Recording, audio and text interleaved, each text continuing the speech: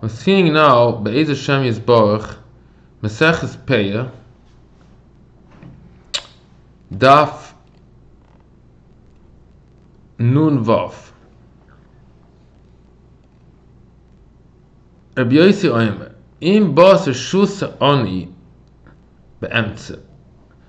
What does it mean? There's Leket that's mafsik ben Omer Chaveroi Emetz Tarf Mafila Gimel Havel Oni.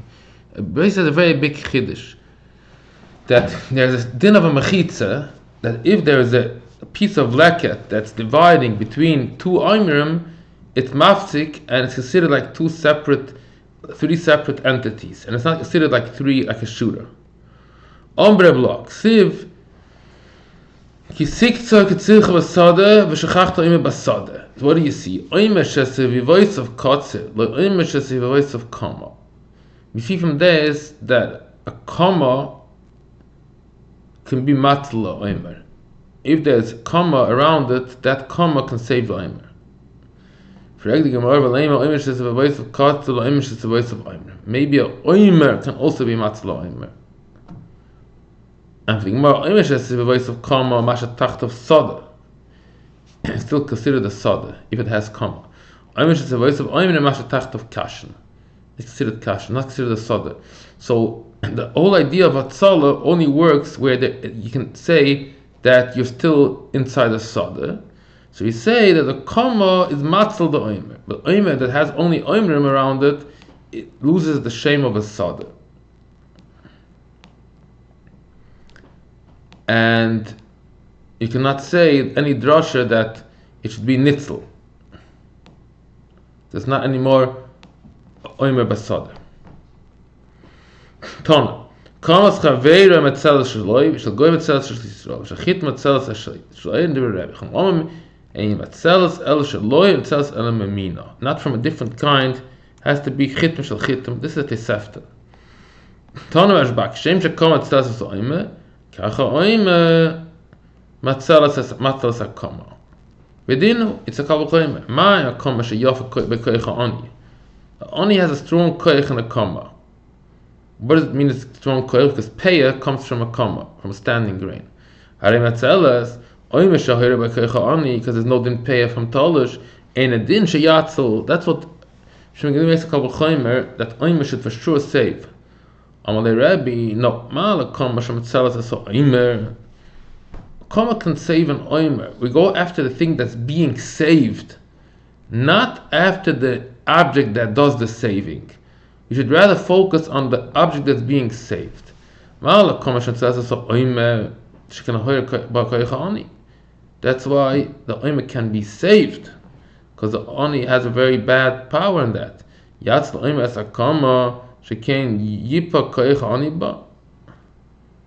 However, how can an oimer save a comma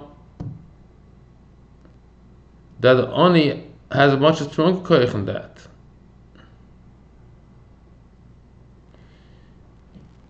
Yatzel oimer as a comma. So if kabuchomer, you can reverse it and say no.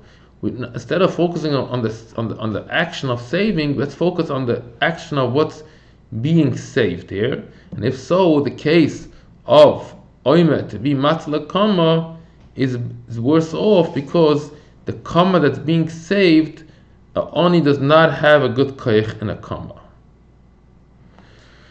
From all this talk between Rabbi Shimon Ben Gamliel and Rebi, we can see everybody agrees that a oimer can be saved through a oimer. But you cannot save a comma from a comma. Both agree that you can save a oimer from a oimer, because the only reason why Rebi argues with him is Rebi says that oimer cannot save a comma. But the oimer should save a oimer, no problem. That's what it seems from this language. Yatzel oimer es ha-comma. So we see a oimer can save a oimer. However, v'eim atzilen comma me comma, because a comma, both of them, how do we know v'eim atzilen comma me comma? Shikhcha comma matzelas as oimer. It doesn't say comma as matzel comma.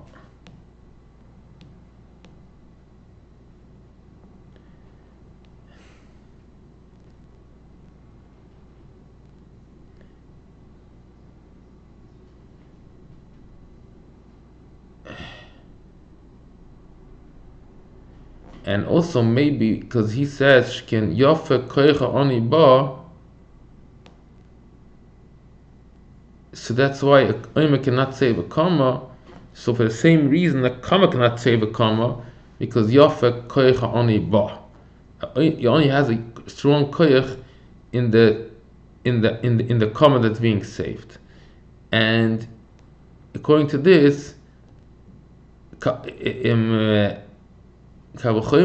comma should not save a comma.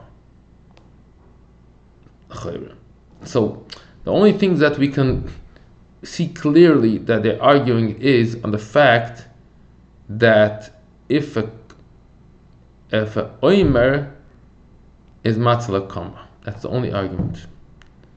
If we go after the comma that's being saved, and if that, then it doesn't work.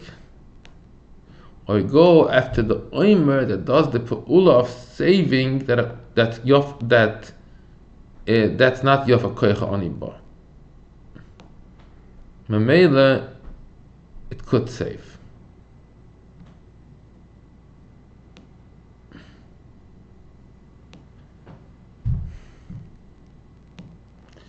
It's interesting. It doesn't work out with our Mishnah, but the Gemara learns out from this discussion from Shimon Gamliel and Rebi that the only place where they argue is on this particular case. If a oimer is matzla comma. Hoim shachach shachacha tipase b'shel shachach zakoma tchila. It says kol she'ina shikcha fil klach echad. The question is, we have this already the problem before, that if it had a koich of atzala even at one time in history, then it never has a din shikcha anymore. So Gemara says we must say that he forgot the shkoma tchila and it never had a koich of hatzala. But listen to Gamliel. Gamliel says that two soy sakuras, if it's two soys that are uprooted, then it's not starved to be sasai. Now this Gemara from here is a sugya that I explained already previously, the beginning of Peah K. So everyone wants to understand it should go back to that. It's a very long shear, and I was marked to explain what he's asking, what he's answering here, what means koitz shura amashura. So we'll skip it. Now we'll go to Daf Nun Zayin. It says, "Acha tovei reshus oni beemtza." Very interesting question he's asking. Ma acha tovei mamish efil the nearest lavi. What does that mean? It's an amazing statement. It means maybe we say, according to Rabbi Yossi, that even though there's no piece of leket dividing between the two oimrim, if there's room for a piece of leket, then we always view it like it's divided already. And according to that, there is never a din of shikhcha.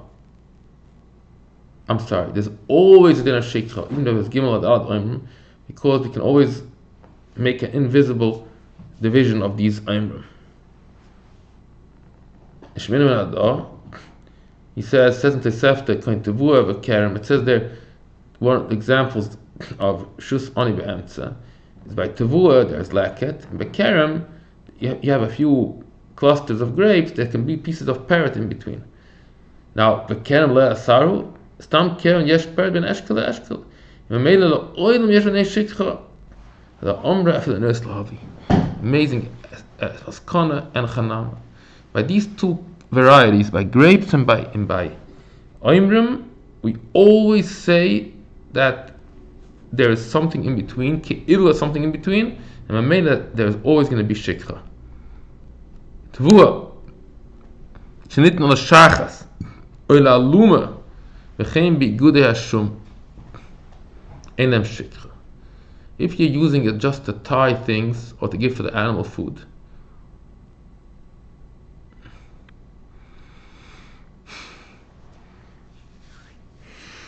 So this whole harvest that you're making now is not for regular food, it's just for animal or to use it for strings. So this since it's not made for human consumption, there's no din Shikhcha, and you can take whatever you want to take, you can take back. Now Gav Urcha, interesting how this Mishnah works. He says, "Va'agudas Hashim ba'betzalem."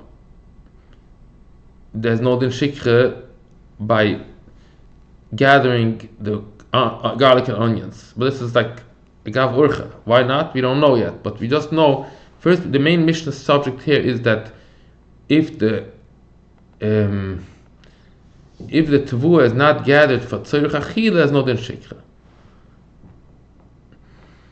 Mechol ha'tmunim ba'aretz gan haluf ha'shum ba'betzalem v'vida einem Shikhcha only is them Shikhcha.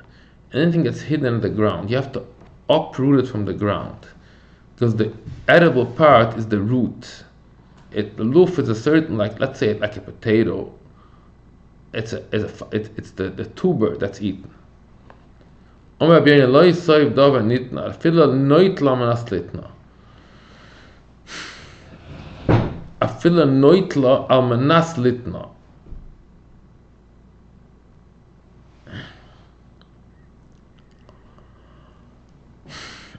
I think it means even if this tevuah could be used for regular consumption, but he has a mind now to use it for tying material, for rope material, then there's no Shikhcha. Tamatanin, Matikas HaGodesh Rebi Kelim, Abiuda Oime Meshalm Kosh VeGodesh Chom Meshalm and Godesh Chitim and Godesh Soirim. So this is the famous Mishnah Bava Kama.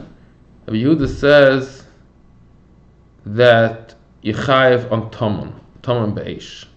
Even though it's hidden, you chayiv to pay the full amount.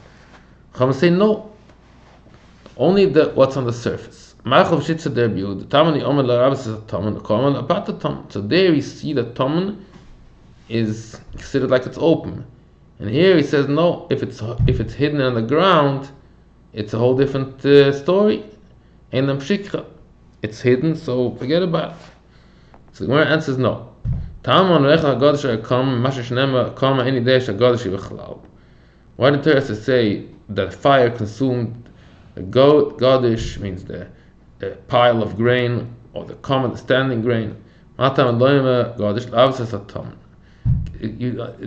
says a special ribu, the Torah is marbe hidden stuff yechayiv. But here, Satcha v'gali prat l'tam. Here the Torah says there's no din Shikhcha if something is hidden.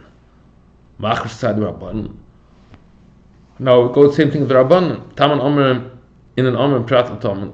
Here they're the opposite. They say prat l'tam, by fire you potter on Taman, and here they say no. Taman is just as regular grain, and this din Shikhcha. Taman so the masal v'gali of kol v'shur gal. They learn the pasuk the opposite, trying to teach you that only if it's galur, you chayiv on eish. It's twice the Torah expresses that only if it's galur that in Shikhcha. Mitachamiyat rabas tamen. Mishnah ches. Hakoitzer belayla v'ama'amer. Somebody who cuts during the night hours, or he's ma'amer belayla. He collects the bundles, or basuma, blind, yesh Shikhcha. Nevertheless, there's din Shikhcha. If a person is not planning to collect everything, first he wants to collect the large, huge bundles, and then he can go back to the smaller ones. Then there's no din Shikhcha because he's not really finished his job. That's nothing. It's masmash gosev Torah. You cannot make such a condition. It's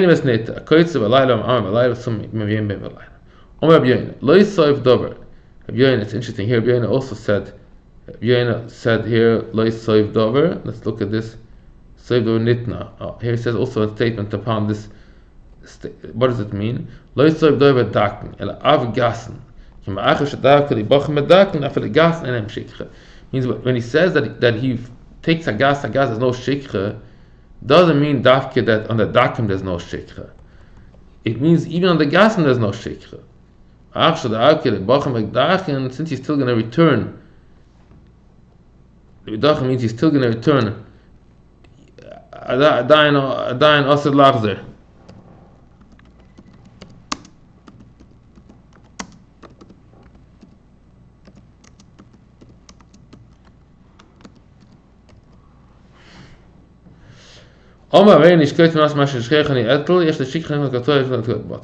That's a mission that doesn't help a Tanai, and even though he made such a Tanai, so we did now Nun Vav, Nun Zayin.